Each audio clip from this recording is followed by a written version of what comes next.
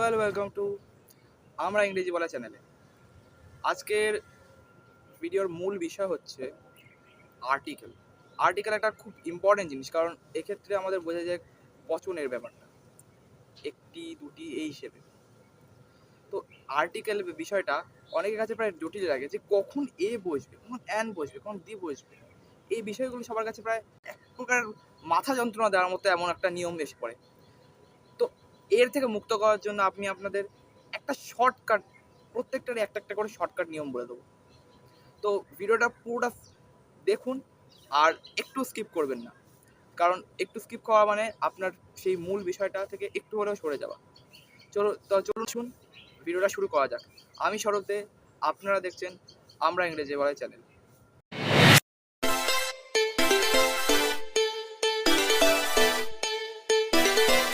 Article মানে নির্দেশক বাক্যকে বোঝাচ্ছে, কোনো কিছু নির্দেশ করবে, ঠিক আছে?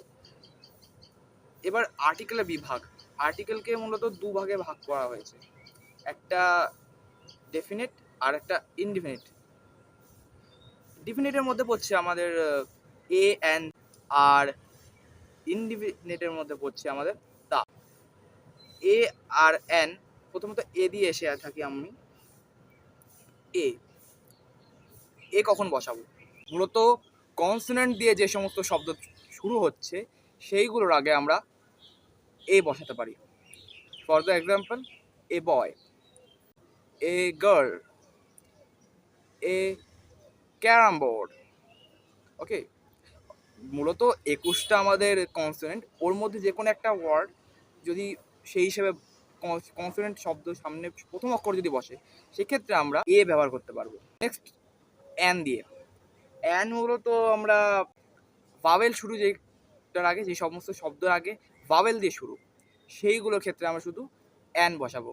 যেমন an orange, an Apple, an ink, an egg, এই ধরনের শব্দের ক্ষেত্রে। তো ব্যাপারটা আসলে ক্লিয়ার হলো আপনাদের। এ আর এন আবার রিপিট করে দিই আপনাদেরকে।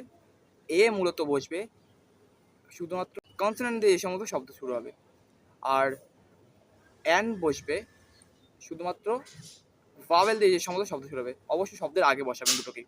আর আরেকটা মোস্ট ইম্পর্টেন্ট থিং যেটা বলে দিচ্ছি, ফুল ফর্মের ক্ষেত্রে এন বসবে, যেমন an MLA, and MBBS, an IPS, এই ধরনের শব্দের ক্ষেত্রে। ওকে, আর আরেকটা গুরুত্বপূর্ণ অ্যানের ক্ষেত্রে, সেটা হলো একটা কয়েকটা ওয়ার্ড আছে, যেমন হন, হাওয়ার, এই ধরনের শব্দ। হ্যাঁ, তো এটা তো মূলত প্রথমে অক্ষর আমাদের বলেছি যে এইচ, যে এটা তো কনসোনেন্ট শব্দ। তো আপনি বলতে পারেন যে আপনি তো ভুল বলছেন, যে এটা তো কনসোনেন্ট দিয়ে শুরু, তাহলে এটা অ্যান বসবে কেন?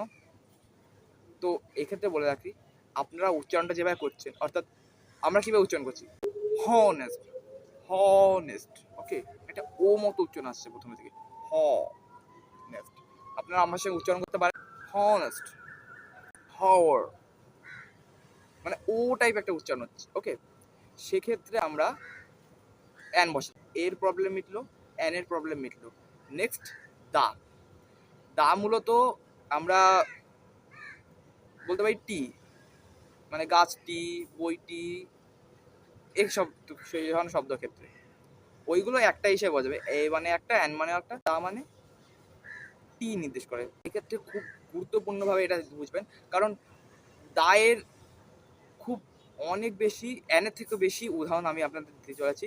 এটা খুব মোস্ট ইম্পর্টেন্ট। দা মূলত বসবে কোনো কিছু টি হিসেবে, যেমন গাছটি, দ্য ট্রি, মানুষটি, দ্য ম্যান।